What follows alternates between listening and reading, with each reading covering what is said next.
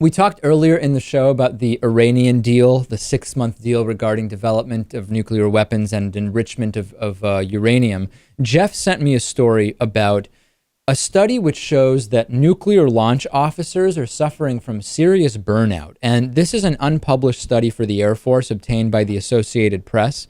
And it says that burnout among launch officers with their fingers on the triggers of 450 weapons of mass destruction is becoming increasingly prevalent, and that there's also evidence of broader behavioral issues on the intercontinental ballistic missile force, according to this report, including sexual assault and domestic violence. So for people who aren't aware of this, there is a team of individuals who are nuclear launch officers, and they essentially sit in rooms, sometimes underground rooms, with their, in some cases, we could say their finger literally on the launch button for nuclear weapons. And typically they do absolutely nothing, right, Lewis? Because it is very rare for the United States to actually launch a nuclear weapon.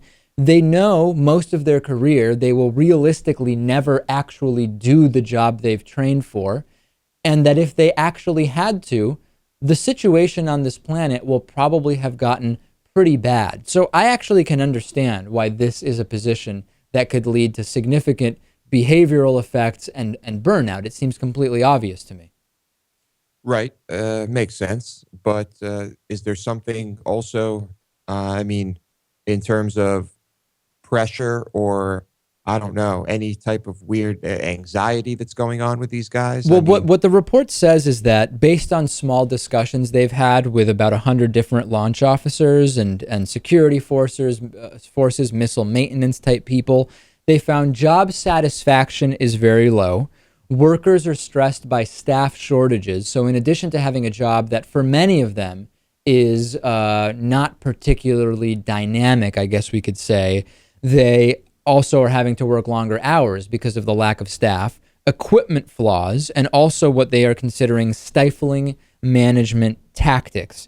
Burnout, of course, means feeling exhausted, cynical, and ineffective on the job. That's kind of the working definition of burnout. And one service member said, "We don't care if things go properly. We just don't want to get in trouble."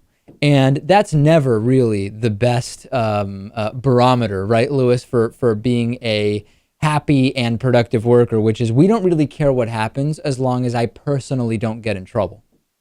Yeah, that sounds like a pretty bad place to work. I mean, it sounds like the whole operation just does not make for happy, meaningful, or I guess healthy in this case employment. No, certainly not. And it's not the Cold War anymore.